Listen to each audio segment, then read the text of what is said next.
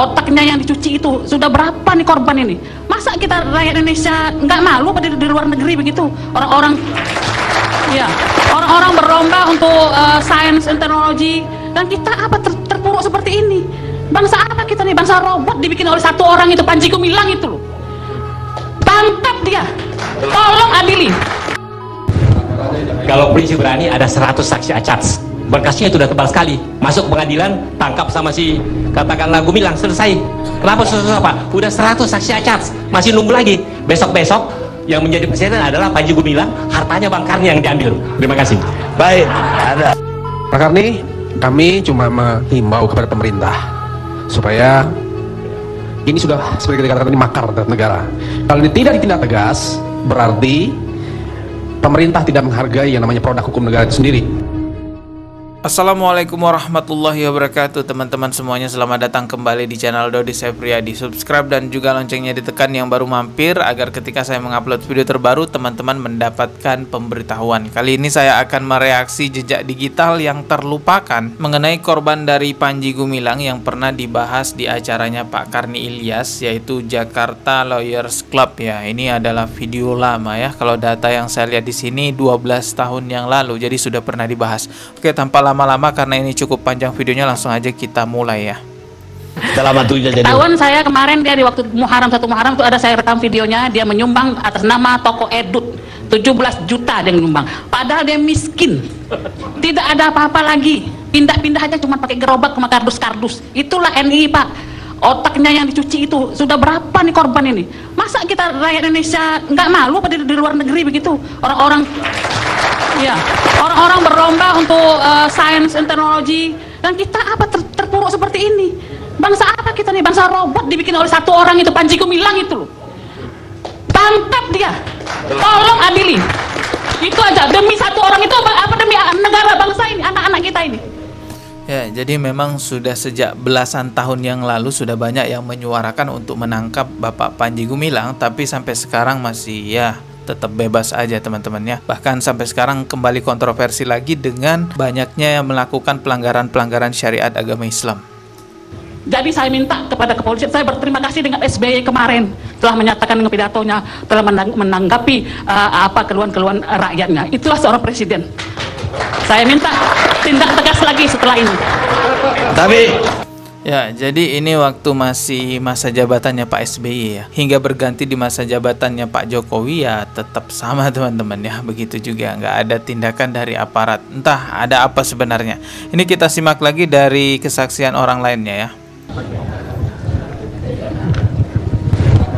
Kalau polisi berani ada 100 saksi acats, berkasnya itu udah tebal sekali, masuk pengadilan tangkap sama si katakanlah Gumilang, selesai. Kenapa susah Pak? Udah 100 saksi acats, masih nunggu lagi. Besok-besok yang menjadi presiden adalah Panji Gumilang, hartanya Bang Karni yang diambil. Terima kasih.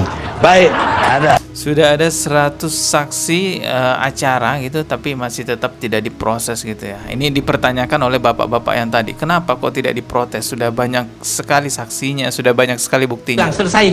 Kenapa susah Pak? Udah 100 saksi acats, masih nunggu lagi. Besok-besok yang menjadi presiden adalah Panji Gumilang, hartanya Bang Karni yang diambil. Terima kasih.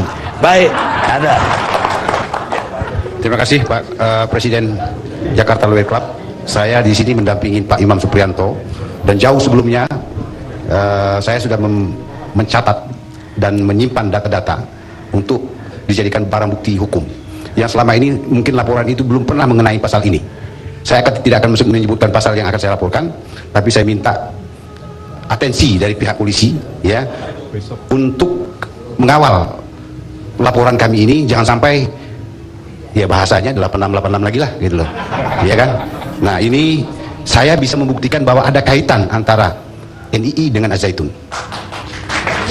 Wah, jadi sudah sejak belasan tahun yang lalu memang ya banyak orang yang memberi pengakuan bisa membuktikan ada kaitannya Al-Zaitun dengan NII KW9 ya. Kan bahwa ada kaitan antara NII dengan Al-Zaitun. Saya bisa membuktikan. baik, Dan ini akan saya serahkan nanti ke pihak polisi. Tidak akan saya buka di sini. Terima kasih. baik, boleh sebelah kanan dulu. Pak Karni, kami cuma menghimbau kepada pemerintah supaya ini sudah seperti dikatakan ini makar terhadap negara. Kalau ini tidak ditindak tegas, berarti pemerintah tidak menghargai yang namanya produk hukum negara itu sendiri. Nantinya yang kita khawatirkan di setiap daerah akan terjadi makar. Ini bibit-bibit makar sudah terjadi. Oleh sebab itu pemerintah melalui presiden. Pak Benjamin sudah terjadi, bukan bibit. Nah, ini yang harus kita antisipasi dari sekarang. Terima kasih. Ada. Betul sekali ya, hal-hal semacam ini kalau tidak diproses dan tidak diselesaikan, ya akan terus berkembang dan akan timbul hal lainnya yang juga sama seperti ini ya. Ya, terima kasih Pak Karni. Saya melihat begini ya, kita mengkaji dari hukum tata negara, bahwa prinsip dari NII, daripada dia bersatu runtuh, lebih baik dia bercerai teguh. Kemudian NKRI itu kan harga mati, karena NKRI bukan perkawinan. Setiap perkawinan dapat cerai talak, cerai gugat, sedangkan NKRI harga mati. Nah, oleh sebab itu bahwa NII, apapun yang terjadi di negara kita atas dasar konstitusi harus dihabiskan, seperti RMS, GAM, dan OPM. Kalau ini tidak dilakukan, cikal bakal generasi berikutnya akan hancur. Hancurnya kenapa? Karena pemimpin-pemimpin kita udah pembiaran. Kalau ini pembiaran terus-menerus, akan terbit NII yang lain dengan bodies yang lain, sama unsurnya seperti ini. Terima kasih. Bahayanya itu teman-teman, akan timbul kelompok-kelompok lainnya ya, yang sama seperti ini kalau tidak diberantas. Terima kasih Bang Karni. Ini kegiatan dari kesimpulan semua tadi adalah kegiatan silent operation yang diam-diam. Justru yang diam itu yang berbahaya. Ya, kita perlu waspada lebih tinggi. Ya, karena NKRI kita cintai, Pancasila kita cintai, dan kita akan pertahankan seterusnya. Terima kasih.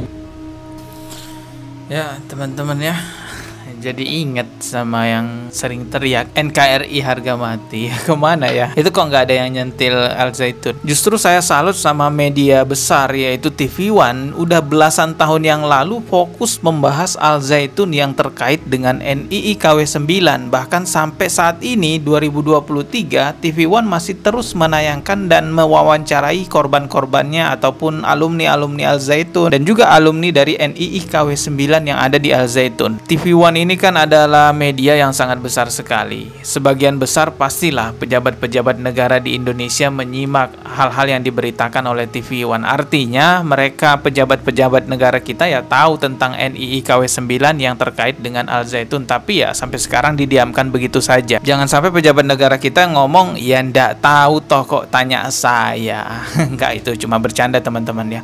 Pak Ma'ruf Amin dahulunya waktu masih di MUI menjadi salah satu orang yang terdepan meneliti Al Zaitun, mengungkap penyimpangan-penyimpangan yang ada di Al Zaitun. Akan tetapi ketika Pak Ma'ruf Amin sudah menjabat menjadi wakil presiden, tidak terdengar lagi suaranya kecuali yang baru-baru kemarin itu ya, memerintahkan MUI dan Kementerian Agama untuk menyelesaikan Al Zaitun. Tapi ya sampai sekarang kayaknya nggak ada apa-apa. Intinya masyarakat di Indonesia udah pada tahu lah fakta-fakta di lapangan, juga sudah kita lihat bagaimana sholatnya digabungkan dengan orang kafir, saf laki-laki dan perempuan bercampur, mengajarkan santri-santrinya salam Yahudi dan banyak lagi hal-hal lainnya.